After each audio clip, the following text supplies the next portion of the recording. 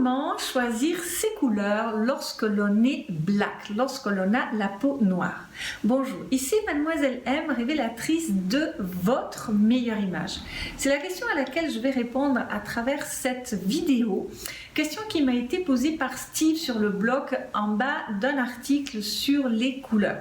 Et aujourd'hui, j'ai l'immense privilège, l'immense joie de partager cette vidéo avec mon compagnon Max. Donc vous voyez, il se trouve que mon compagnon a une couleur de peau noire, donc je parle très peu de moi, très peu de ma vie privée dans les vidéos, mais aujourd'hui voilà, vous découvrez ici Max à mes côtés qui va donc nous servir de modèle pour répondre à votre question Steve. Et tout d'abord, avant que je réponde, encore merci pour tous vos likes, pour tous vos partages, pour tous vos commentaires, pour toutes vos suggestions de vidéos. C'est vraiment un vrai plaisir pour moi, donc merci.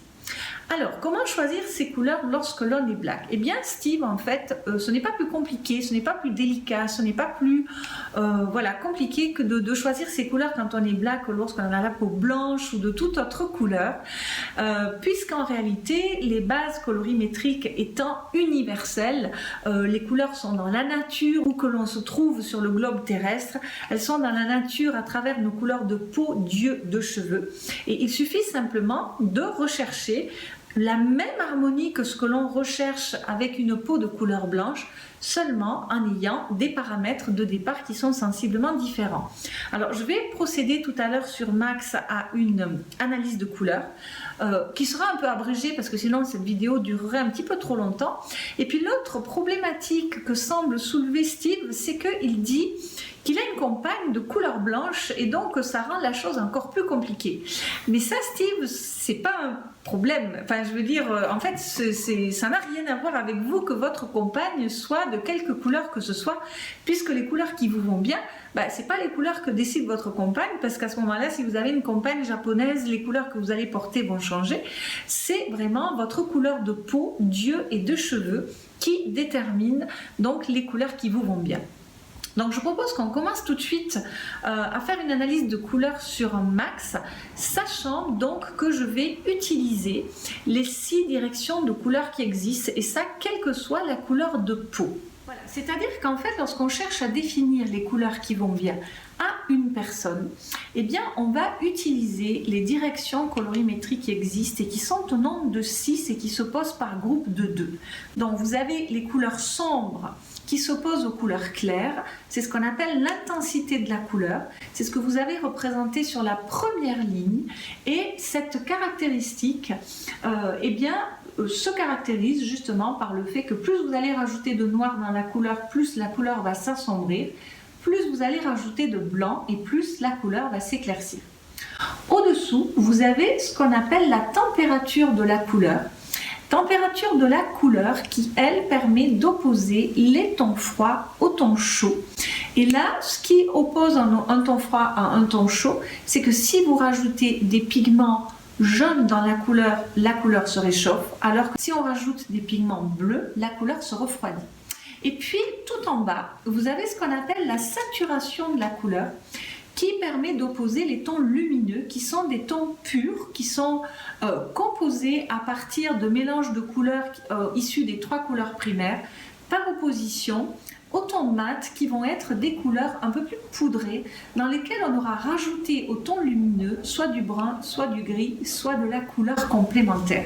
Donc cette théorie étant expliquée, eh bien on va procéder sur Max à une analyse de couleurs un peu simplifiée de façon à ne pas éterniser cette vidéo. On va donc lui mettre un peignoir qui va permettre de neutraliser ces couleurs. Voilà.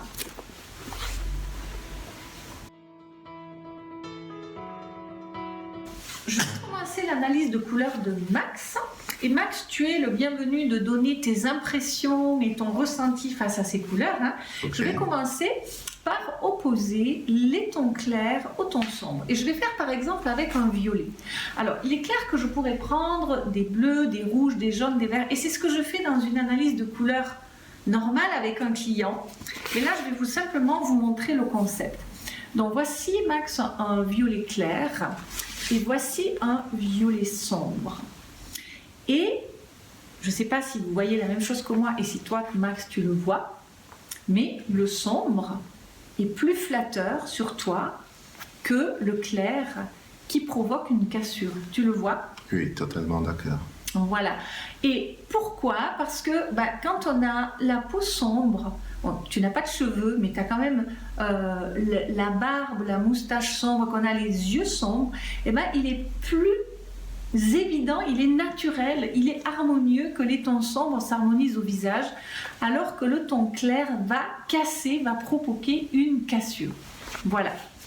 Et si je montrais l'analyse de couleurs avec tout un spectre de couleurs, donc ici on a un éventail de tons sombres par opposition ici à un éventail de tons clairs, eh bien on voit que les tons sombres sont beaucoup plus flatteurs, donnent plus de peps, de relief, d'harmonie, génèrent une meilleure mine que ces tons clairs donc, qui sont fades et qui cassent. On n'a pas l'œil qui voyage du visage comme ceci à l'étoffe, par opposition à ça. C'est juste. Ouais, c'est clair pour toi? Oui. Ok. Voilà. Alors, on voit qu'une personne qui a la peau sombre sera généralement flattée par des couleurs sombres. On va maintenant comparer les tons chauds aux tons froids. Alors, je vais opposer sous ton visage, Max, un bleu chaud qui en fait vire vers le vert, vers le turquoise, étant donné que dedans il y a du jaune. Et on va le comparer à un vrai bleu froid, ici. Voilà. Et à ton sens, quel est celui qui est le plus valorisant pour toi? Je crois que j'aurais une préférence plutôt pour le froid, celui-ci. Oui, effectivement, tu vois, ça te donne beaucoup plus de relief, une meilleure mine, plus d'éclat que ceci qui aurait tendance à nouveau couper un peu trop.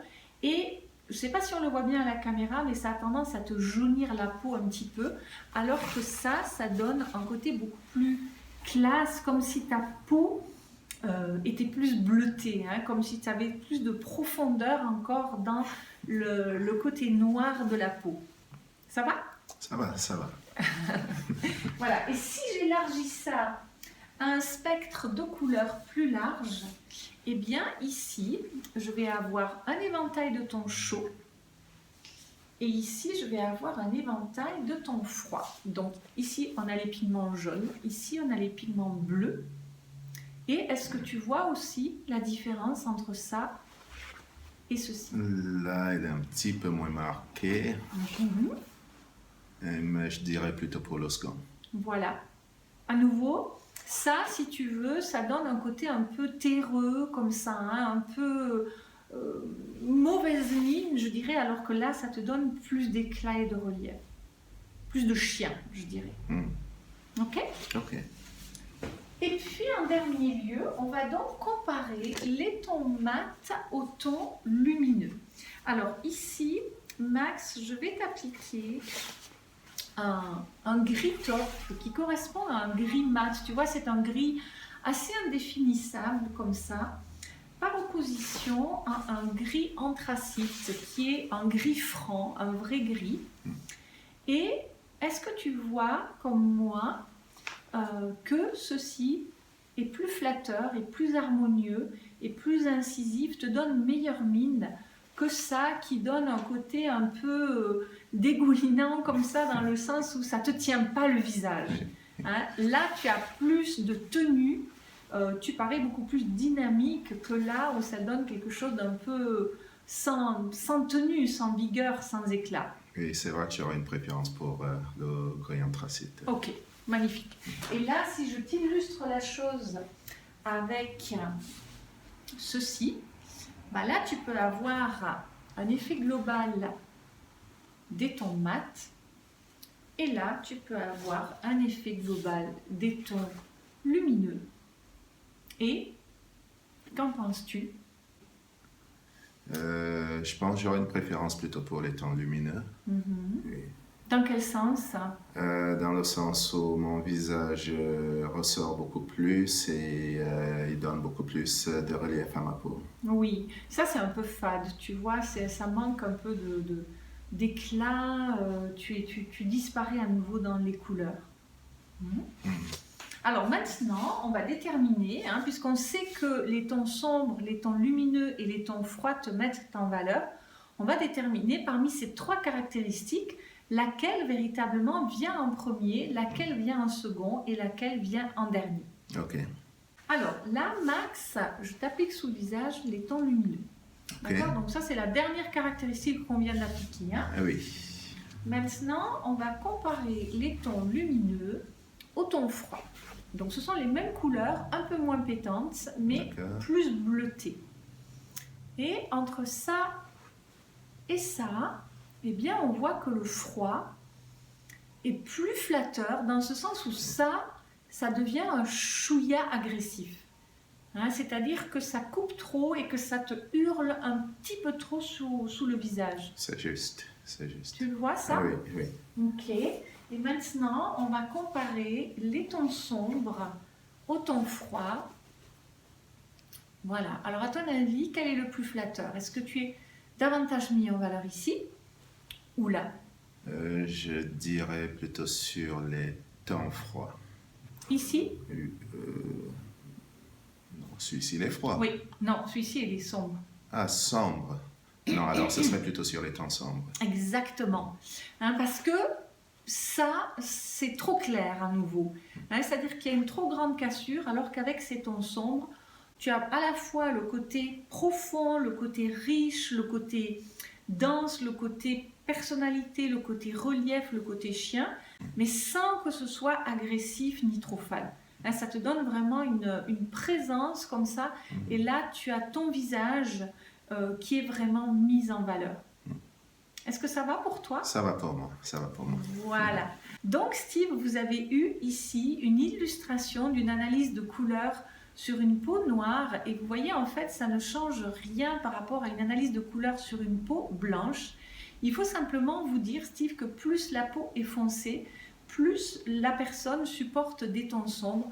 Après, en revanche, ce qui peut changer, c'est la notion de froid et de chaud, et également la notion de lumineux et de mat.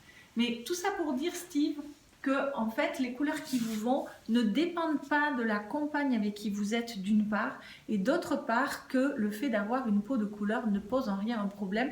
Et en même temps, vous avez eu l'occasion de voir en accéléré comment se déroule une analyse de couleur. Max, merci. Merci à toi.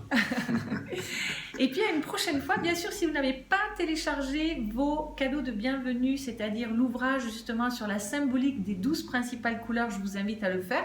Vous avez la fiche en haut à droite de la vidéo, le i qui vous permet de le faire.